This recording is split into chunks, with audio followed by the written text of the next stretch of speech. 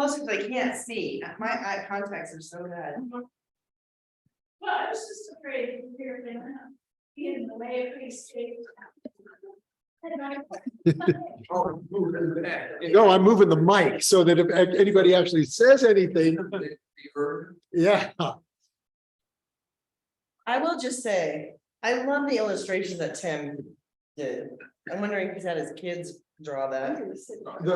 All the illustrations, no, it's by this guy down here, Jay Sidewalk. Oh, yeah. If you look at the calendar outside Kathy's office, they're all side bottoms, Okay. side bottom, I don't know. if it's Right. hot.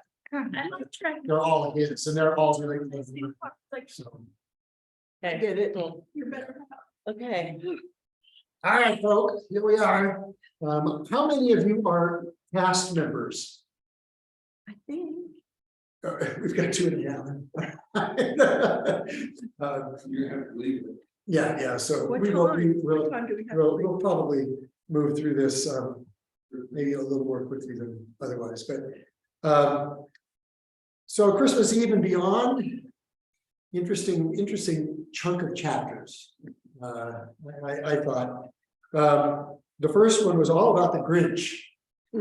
And I have to, I was reading it and I have to admit, I'll sort of talk a little bit.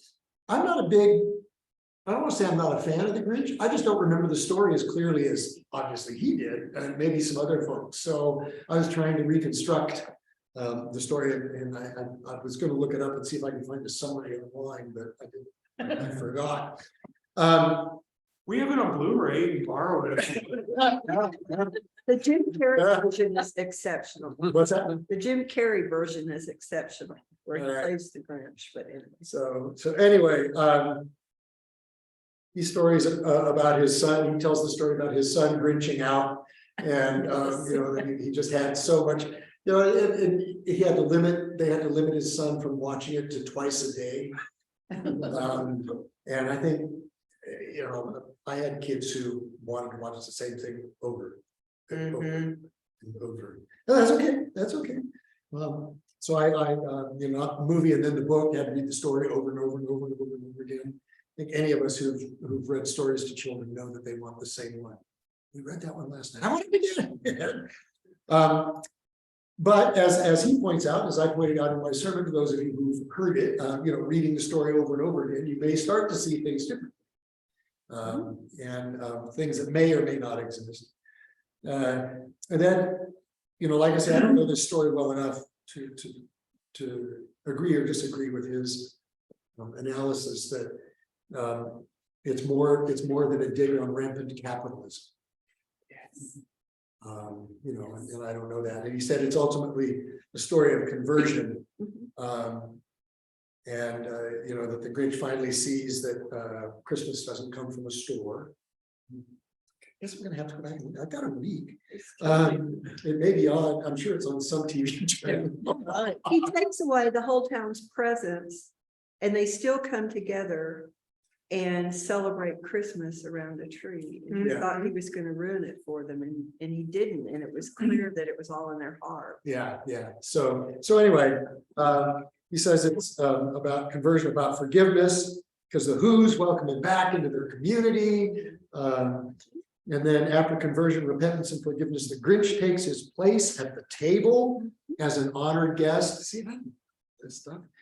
His past offenses have been wiped out, and he enters into a new life. You know, this isn't a Christmas story, you know, this is some other story, but it got placed in Christmas. So, like I said, I guess I'm gonna have to find a movie and watch it again. I'll see if I can.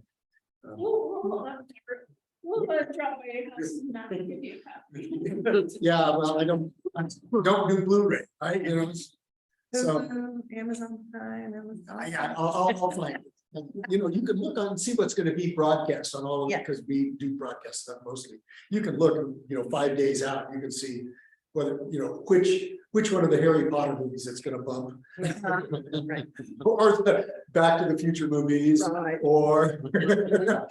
Bridesmaids. Yeah. So anyway, so the question that Shanker poses is, what lessons do you see in the classic tale? Do you agree or disagree with any of the points that he raised, I think, and then what role does consumerism plan your own Christmas celebration. So have at it. And speak up. Well, I remember on the last page that he does sit at the table of the who's, and I can't remember the exact word, but just realizing the true meaning of Christmas.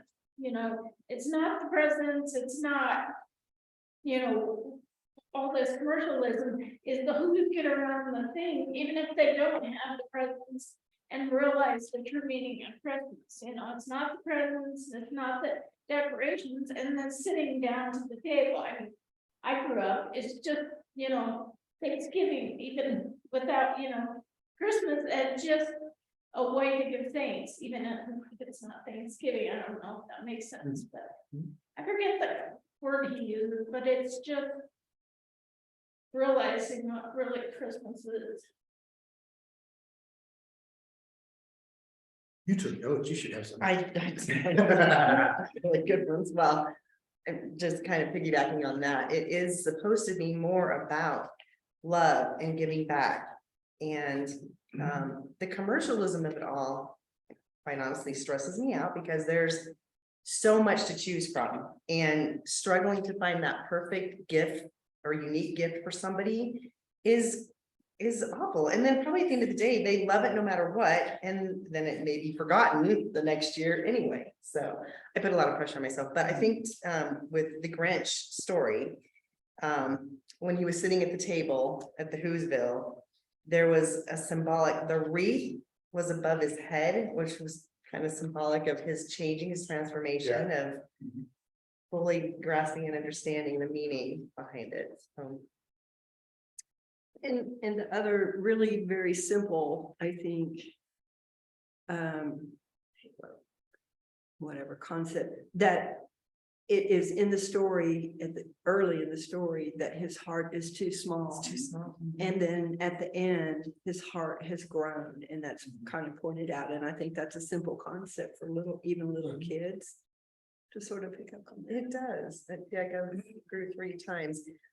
The angel tree, as an example, makes my heart full. When we have to buy toys for tots for another organization of work, that fulfills me. But buying gifts just to buy gifts, I struggle with that piece. So I want to bring back just more getting together. And I have another set of friends that does just that. They don't want gifts. They want to come together and feast and remember the reason. With the roast feast. The roast feast, that was funny. You do have to see the movie. And who pie. Cindy and Lulu. So I think, no, go ahead, sorry. No, I'm good. So earlier this week, I was kind of reflecting on that, on consumerism. I don't know why particularly this came up, but that how adept we are at programming children from a very, very young age. This is what you do this time of year. You start coming up with a list of the things that you want, you know, and it's just totally anyway, we don't get gifts for pretty much anybody. And I love it. Sorry. I want to meet her family. Jim, you look like you wanted to say something. Well, I was only gonna say, I mean, it's a real special, because it's the one time a year that our family really all comes together. And we just enjoy being together. We do a meal, we do gifts, but it's more about being together as. I listened to a podcast yesterday. I was driving to and from going on a Christmas bird count. And it was, the podcast is called Hidden Brain. Yes. Shankar Vedantam. And one of the ones that was just, wasn't this week, but the last week, I think was all about giving gifts. And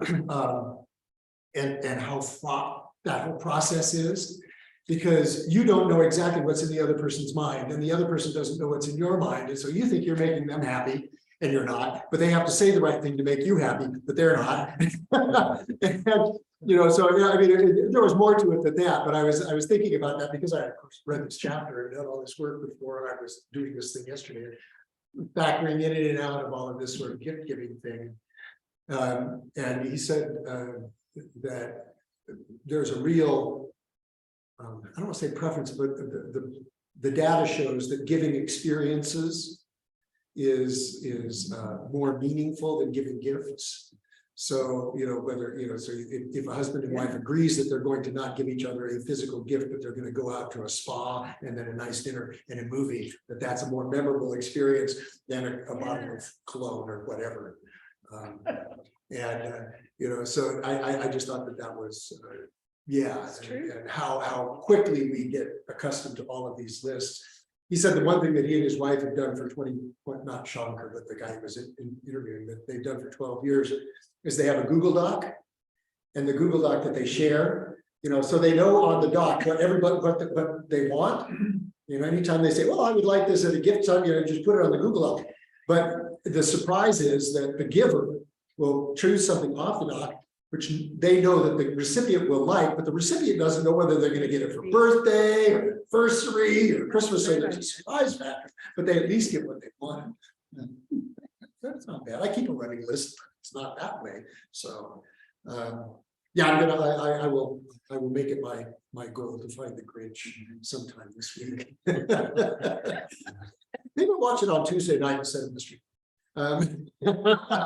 Nadine is correct, the live with Jim Carrey versus the animated, although they're both very good, They're but both good, but the live version. The live one is a fever dream. Is I will what? say, a fever dream. Oh, It's a lot, so just be prepared. okay.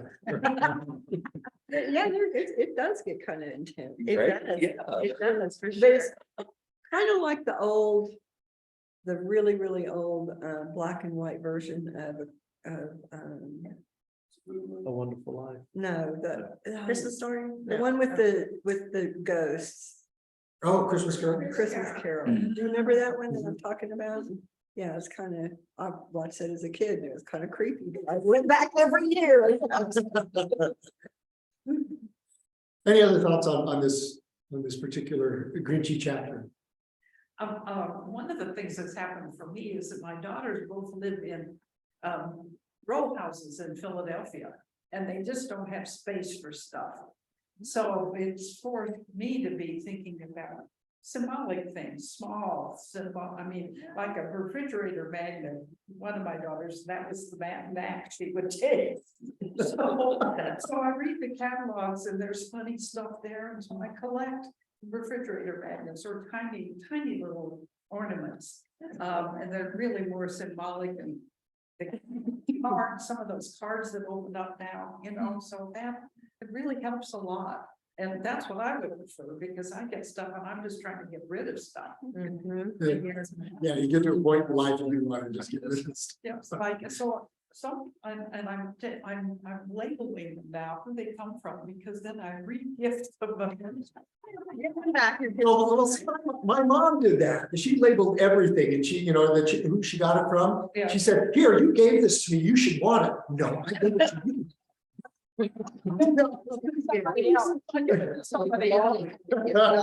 So you make sure you didn't give it back. Oh, that's a different reason for that. So, well, then the next chapter he calls Holy Hangover, and he said, no, it's not about alcohol. But he does, and Sandy can relate to this. You guys probably can a little bit too, about clergy families on Christmas Eve. And that you can, it just he said, nothing says angels we have heard on high like an order of General Tso's chicken. Yeah. I did the Chinese on. Okay. Okay, that's good to Never know, had the taste because because we never had planned Christmas Eve dinner, because we're always here for the pageant. We go home after everything, and one time we had stopped to grab food and it was closed. There, so many places close early on Christmas Eve. Yeah. So we just ate like peanut butter and jelly or something. It was awful. So we'll kind of change that up, but imagine back before when there used to be 3 services at Christmas Eve. I don't know how you guys do that. You have to used be- Yeah, 2 services with the big break between the 2. That's nice, but there were 3. Yeah, I know. So, Was I here don't, for that. yeah. we But used to get together for dinner out with the other clergy. You remember the year that? Waffles. Oh, that was one of my not so great signs. Was ex-police officer priest, just go Well, with Napoleon syndrome anyway. And he had a what would you call it? Womanizer assistant rector with him. And anyway, there was no place to go. Yeah. There was no place to go and we had a short period of time. So we went and hung out at the Waffle that's House so funny. while the associate rector hit on the waitress. That's a lot. Yeah, and he talks about the kids and pageants and kids and Christmas morning. You know, and he says he would say he gets home from the midnight mass and they have to get his children to not get up before a certain time in the morning. Yeah, because And that doesn't having work. packages at 3 o'clock. Yeah. Yes. My kids were Yes. that interested in getting up that early. We have to wake them up. Oh, nice. Really? Not when they were little.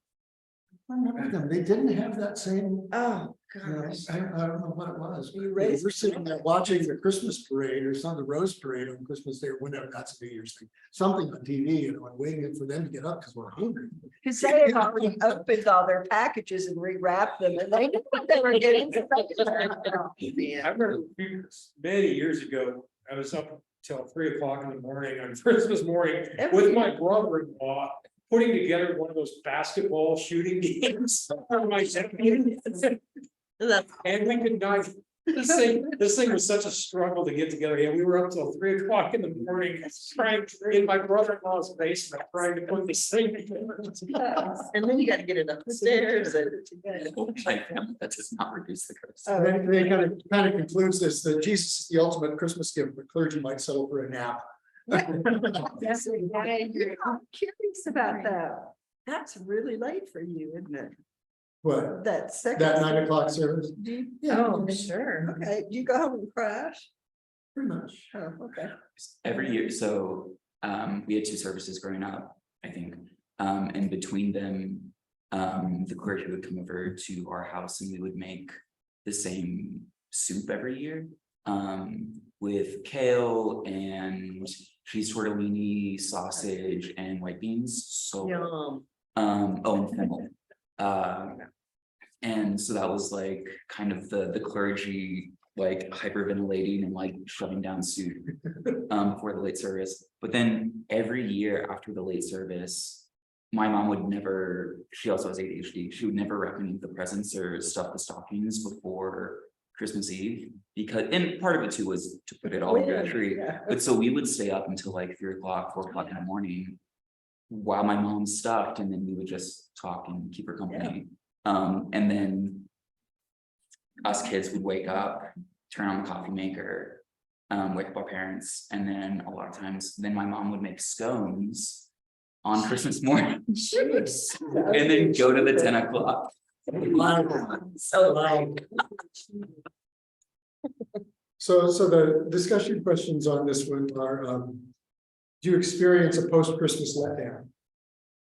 That's the other one. No, what does Christmas Eve look like in your home? We've already talked a little bit. Are there traditions you would like to incorporate? What do you find the most rewarding and challenging about the night before Christmas?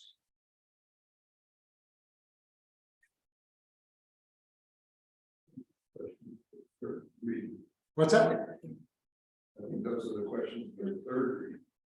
Well, No. the way that the questions didn't in the back that were there didn't match the chapter. No, they didn't. And so that was an editing error on our part, and I rearranged them so that they matched the chapter. Yeah. So, Well, I was gonna say my son-in-law is Jewish, and in the Jewish tradition, Christmas Day, they always go out for Chinese dinner. mhm. So when I've been with them, and one Christmas, we were in Paris. We had all taken a trip to Paris and we found, and Chinese restaurants are open on Christmas Day. So I would do Christmas Eve would be my emphasis, and then I could relax and do. Chinese restaurant in Paris for Christmas Day, I mean, what better? And my dad was a television engineer, and so he was union. and didn't get Christmas Eve or Christmas Day off unless it fell on his regular days off.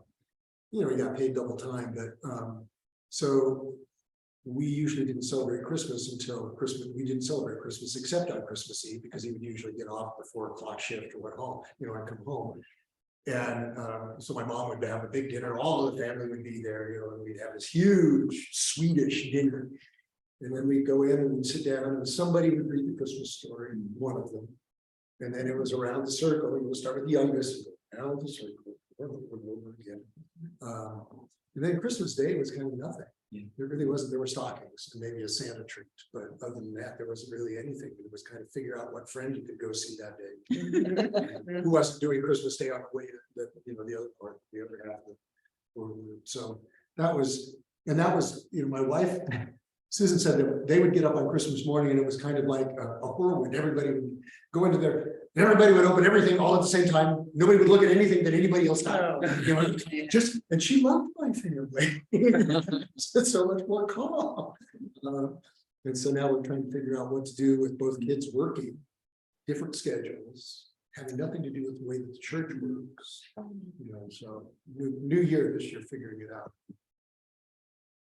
Other comments on? Well, last year, 2019, my dad's family was a big family. They did a Christmas ornament with little gingerbread men. So this year, because their big parties on Christmas Eve, I went on Shutterfly and made a picture of my dad's family when they were all together. His brothers and sisters. I did the cross stitch I did, and I made an ornament, and I'm gonna give it out this year, and it's really cool. It's really neat. And then I put a little saying, I see them, because that's what my cross stitch said was family for. So like that. It's really good. It was a lot of fun. One of my favorite things around Christmas is Christmas Eve, the transition post communion from Silent Night into Joy to the World. And I think part of why I like that is it reminds me of Lent and Easter, where you kind of have that period of reflection and quiet and silence, and then the celebration of life. And I do just really like that that's kind of able to be contained in one service, and then to reflect and then to leave on that joyous note. I think is really cool. And we used to, after the midnight Christmas Eve service, that's when we put all the baby Jesuses in the cemeteries. So that was also like a really fun way to come together.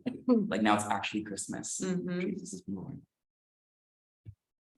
Any other thoughts? I love Christmas Eve. We've always come to the 12 o'clock service because when my kids were little, obviously they were always in the pageant. So it's then after that and helping with bringing all the poinsettias up and getting everything ready, and it just that whole feel, magical feel, and then going home and we do our traditional eggnog with or without the rum. And we usually play a game, and now that the kids are older, it's nice because they will sleep in. But when they were younger, they could get up Christmas morning and open their stockings, just like I think Tim had mentioned something like that in the book too. So at least that kind of preoccupied them for a while. And same, turn on the coffee because they were getting up for us. Yeah. Then we have everybody come over Christmas Day for biscuits and gravy, Bloody Marys. Yeah. It's awesome. Well, the next chapter, I'm mindful, we're losing people because they gotta go be cast members. Then the next chapter is on the post-Christmas blues. And he says, is there anything more depressing than de-trimming the tree? Yeah. Right. And then for all the hype and frenzy of the pre-Christmas buildup, it's amazing how quickly it all comes crashing down. True. Go into a store on the days following Christmas and it's like Christmas never happened. You're all of a sudden into Valentine's Day. It's awful. That's why I hate consumerism, commercialism. Right, And then, you can't enjoy it one at a time for a while. Tricks holding on to the Christmas spirit year round. Christ's incarnation, God's coming to the world in human form isn't relegated to the 12 days of Christmas. Thinking about the real message of Christmas while hauling down exterior icicle lights isn't a bad exercise, a bad spiritual exercise. He's got such a great way of pulling He these does, things. yeah. But he points out, that oftentimes opening the last gift leads to a certain emptiness. And I know when I'm sitting around and we're going around the circle, even if it's just me and Susan and our 2 kids, so it's not like there's a lot going on. Doesn't take very long. Somebody is always going to be empty before everybody else is. So You don't make it even? Pardon? You don't make the gifts number count even and one at a time open? There might be gifts that came from coworkers, True, oh, You know, true, yeah. or things like that, and it's hard to say, here, you open this up from my coworker. Your 7-year-old opens up this bottle of 20-year-old whiskey. So it's a little challenging. We try to do some of those kinds of things. They got past it, but there is that sense of you sort of so do you experience a post-Christmas letdown? What strategies do you employ to cope with the void? How does this feeling impact your spiritual life? And who detrims the tree and when? Susan detrims the tree. She puts it up, she detrims it. That way she can make sure every year she puts things, she's got a whole system of how to put things away. So they're in the which box. And every year she sort of changes it around so the label has to be ripped off the box. She puts a new label on. No, this year the Christmas hats are going in this box. But so she's the one that does that. The artificial tree moves from the living room to the dining room. We keep it up all year in the dining room. I like the lights on that. What was that, Sandy? The lights. I wait till Epiphany to take them down. We always The artificial. Are tree, they just color lights? lights or white lights that you have on yours? Well, they're the new kind of lights. that can LED. go. The LED lights, Yeah. yeah, they just, ooh, they're wonderful. Interesting. We just got our tree up last night. It's not decorated, it's up, but we were having our hardwood floors and everything redone, so we couldn't. All of our furniture was in the living room where we put up the 9+ foot. And so I had bought a 7-foot pencil tree that's already pre-lit. Put that up where we usually put the big tree, and Rachel's like, oh, God, no, we're putting up the big tree, and I was like. And Keith said, well, you guys are hauling it up and putting it together, I'm not doing it. And so Rachel and I did that, it's all put together big, and then we put the lit pencil tree in the family room in a corner. So I don't have a big depressing letdown after Christmas. I have a. Now I can breathe and be calm, and all of the rush and chaos is kind of over. So yeah, I don't get sad about it. As a senior warden, I can get a lot done that week between Christmas and New Year's. Yeah. Our tree's staying up till Rachel's Nice birthday, and but quiet. Oh, Yeah. I love Epiphany too. I do Epiphany is such a too. wonderful season, yeah. I just learned reading this book, I didn't realize that.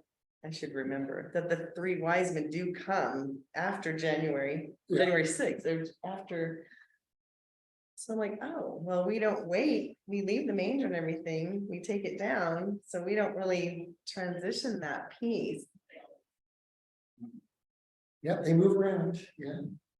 I Kind of mean, like Elf on the Shelf and Jesus getting to the manger and the wise men moving around and getting there on Epiphany. mhm, Yeah, we've conflated everything into one, yes, and so the crush, just has it all, and you take it, and then it all comes down to Christmas, December 26th. I'm not talking about us, I'm Right. talking about culturally, Uh-huh. we conflated those stories. We'll take most of our lights down, but we leave some lights up to have good stock show. Yeah, Yes. that's a Denver thing. Yeah, I forget it took me a while, I guess it was our first year in the neighborhood that we live in. That there were a lot of lights that were still up even after Epiphany. And I asked the neighbors across the street, I says, this is Denver, you don't take them down until the stock show. Yeah, So, into January, yeah. and January, yeah, which I thought was, that was fun. We don't put up lights, so, anymore. We put up wreaths, we got wreaths on their front door and over the garage door. And then they Yeah. light up and they, you know. Nice. That's, I mean, that's a lot of decoration. Yeah, you do. Well, we had, there was a time when you could get covers for your garage door that were really nice.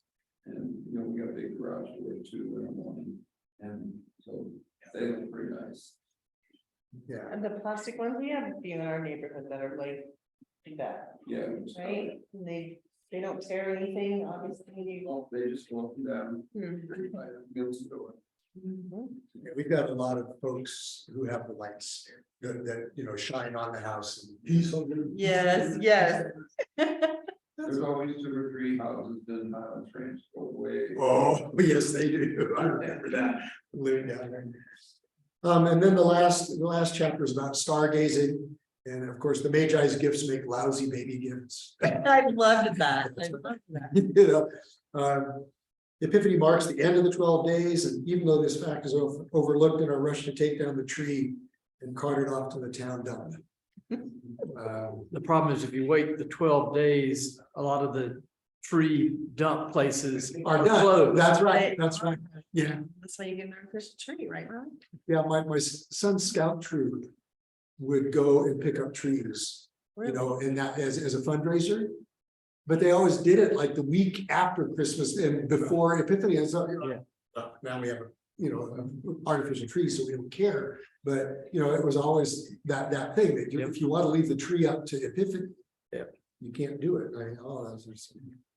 But going back to something where you can't take the Magi away from the pageant, that's a losing battle. I loved it. He said, I'm not gonna fight with some parent that said, I can't. I know, but Ben was Joseph, right? Yeah, Yeah, yeah, and one said that Holland should be Joseph, the talked about. yeah, that's right. I love that.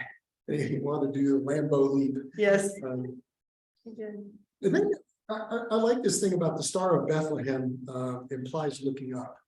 That you know, that is that kind of nice thing that you're not going to see everything looking down and all of that. You do have to sort of look up and take on a different perspective. It's easy to get caught up in earthly things. We forget to look up and out at the broader world. Can you talk to my daughter about that? This generation that has their phone in their face, I'm like, look around. Yeah. Look up. And it's funny you talk about the star, because a lot of times when I pray, like alone by myself, I do look up, because that's where that's where the being is supposed to be, so. Different set of, I don't want to say distractions, but a different perspective. Absolutely. And then he kind of concludes by saying, you know, the wise men were seekers of contact with a force beyond themselves, when they couldn't necessarily understand, but which drew them into direct contact with God. That was, you know, it's kind of, I don't know, I just find the whole thing about them following a star and that sort of thought-provoking, interesting, all that stuff. And then taking a child outside on a clear night presents the perfect opportunity to wonder what the Magi might have seen up in the sky and what their journey entailed. My kids weren't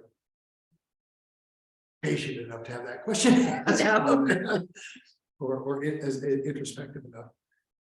So, in what ways do you connect with or identify with the Magi?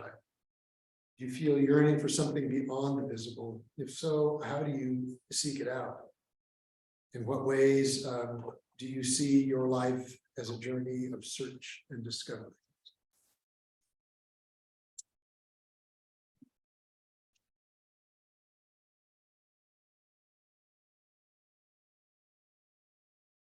My search and discovery for me is just to be more present and quiet and listen. That's helped me taken some deep breaths and taken a step back, because I think I can be great at multitasking, and I'm not very effective at that because I get too many things going at once. So I'm trying to just calm and take a step back, and coming back to church more often helps with that. The search and discovery for me is, is a lot of sort of going back over my life experience, which, as I think about it, will be 84 in a couple of weeks, that I raced through so many years. And I'm looking back at all the, oh my goodness, I don't know how I did it all. And I didn't experience it very much. I just raced through You it. have to do constantly Oh, for family and kids, and you just, Career, and oh my goodness. So I'm just having a wonderful time, and I'm reading books like David McCullough's Truman, the biography of Truman, just 900 pages. But he writes so beautifully, and it's the era of my grandparents and in the same part of the country, and so it's like reflecting back on my life experience in a way that's just been, I'm so fortunate that I can do that, that I have the health and the mental capacity to do that. So that's a search and discovery for me.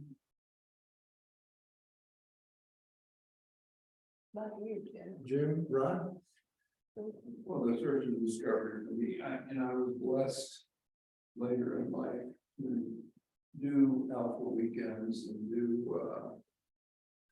Faith Live weekends, and I always think back on whenever they did a Faith Live weekend in the church, they always had a 24-hour prayer vigil before it started. And I would make sure I got there early to go in there, and I just said, Lord, I have no idea why I'm at this church, but I'm open to whatever you would have me do.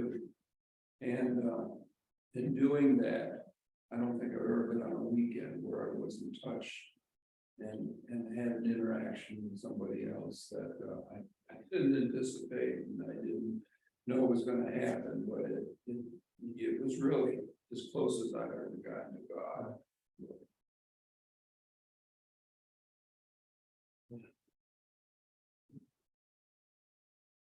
Mine was just getting together with friends and family and.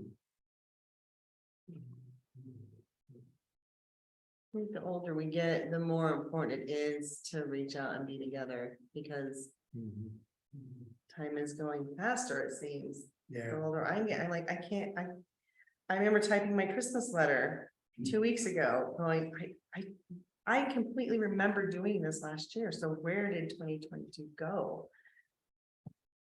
On the Magi piece, really quick, we decided that girls are only getting 3 gifts, like the wise men bring.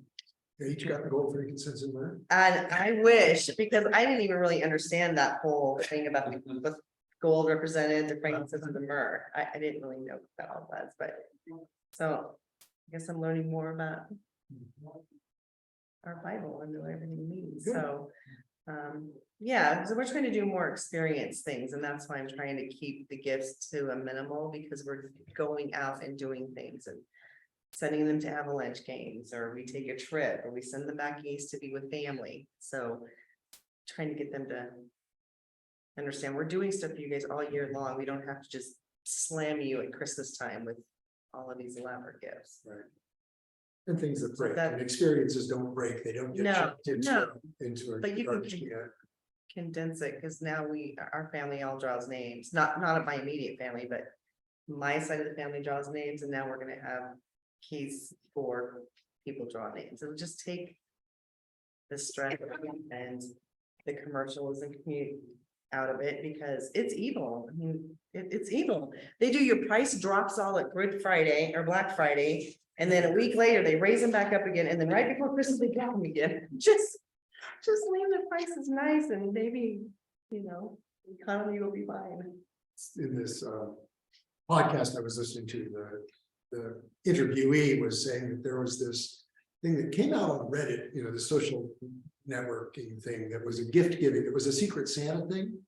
that you would sign up and there'd be this little profile that you would get, and then you would get this from some stranger in Bangladesh would get your name and your profile, and they were limited to whatever, a certain amount of money for this gift, and you would get a name of somebody in Germany, and you would send, so it was one gift, either direction, but you had no idea who was going to, or who this was coming from. Really? And he said he'd been doing it for a long time, he really loves it, there's this sense of giving a gift to somebody that you don't know, and a gift to somebody you don't know, giving a gift to you. That he finds really sort of touching. Oh, that's good. The week before Christmas, I always give blood. You give That's blood, my nice, gift. wow. I went to give blood last week, yeah, it was last Monday or Tuesday. And I got into the truck. And and they give you the COVID test kind of thing, have you done this, have you done this, have you done this, have you done this? Yep. No, I'm fine. And they give you this little book that has all of the other things, like, have you been in England, do you have mad cow disease? All these sort of, and one of them was, have you had a shingles shot within the last 4 weeks? Yeah. Oh, because then you can't give blood? Yeah, and I had 3 weeks earlier. Oh my goodness. And because it's a life culture in the blood or something like that. Really? So I went to get blood. And And you couldn't. Carl Andrews, Ken and Carl was gonna go and get blood at the same time, but he had COVID. And we were gonna go to lunch afterwards, so neither one of us got to go. He found out earlier and I wrote him and I said, well, at least you go in. So I think that's great. Well, thank you all. We won't be meeting, there will be no Faith Forum the next 2 weeks. On January 8th, Jim and Larry Gitt and Bishop Epting will be reflecting on conventions and conferences, diocesan general convention in Lambeth, conference of bishops, because all of those happened within the last year. So how do we understand, especially from a personal standpoint, how this church has gone in those big picture ways? And part of the reason we're doing that for 2 reasons. One is that's when Larry's available.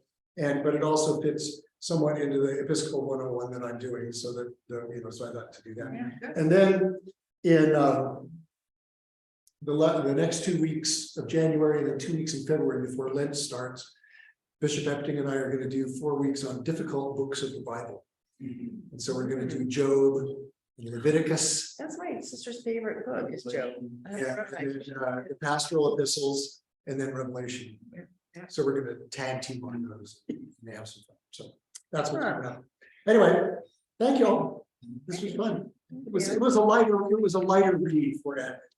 That was good, that was right at my alley. More smiles in the face. Anyway, take care. We'll see you soon. If I don't, I'll see all of you before Christmas, I would imagine, or on Christmas Eve. How is the Tuesday night service coming along? We're gonna, I think, have to rethink that.